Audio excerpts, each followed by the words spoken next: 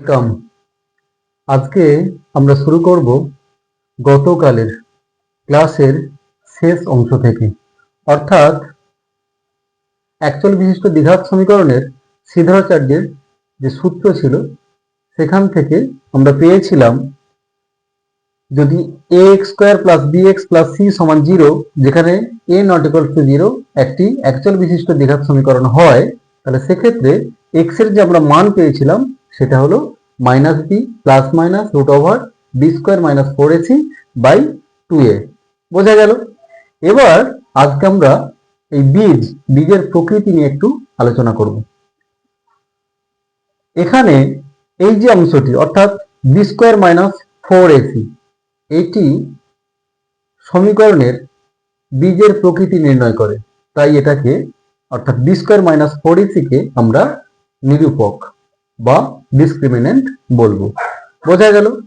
এবার চলো কিভাবে b² - 4ac বীজের প্রকৃতি নির্ণয় করে সেটা আমরা দেখে নিই। প্রথমে আমরা আলোচনা করব বাস্তব বীজ নিয়ে। b² - 4ac > 0 হলে যে বীজগুলো আমরা পাবো, অর্থাৎ যে বীজ দুটি আমরা পাবো, প্রতিটি বীজই হবে বাস্তব। এবার এই যে দুটো পার্ট b² - 4ac > 0 > 0, দুটো পার্ট নিয়ে আমরা আলোচনা করব। বোঝা গেল?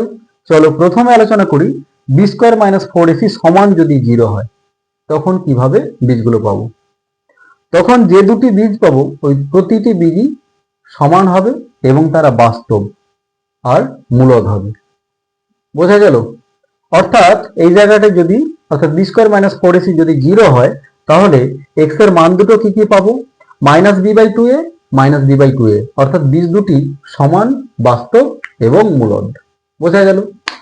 এরপরে আলোচনা করব b² - 4ac > 0 হলে কি হবে।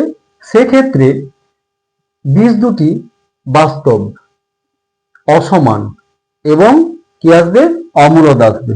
অর্থাৎ বীজ দুটি কেমন হবে? যেমন 2 + √3 যদি একটি বীজ হয়, অপর বীজ কি আসবে? 2 - √3। অর্থাৎ অমূলদ এবং অসমান দুটি বীজ হবে। এই বীজ দুটি কি আসবে? জোড়ায় জোড়ায় থাকবে, অর্থাৎ যেটাকে আমরা জানি অনুবন্ধী হিসেবে। বোঝা গেল? বুঝেছো প্রত্যেকে? এরপরে আমরা আলোচনা করব অবাস্তব বীজ নিয়ে, অর্থাৎ সেক্ষেত্রে নিরূপক অর্থাৎ b² - 4ac <> 0 হলে বীজ দুটি কি আসবে? অবাস্তব, অসমান এবং অমূলদ।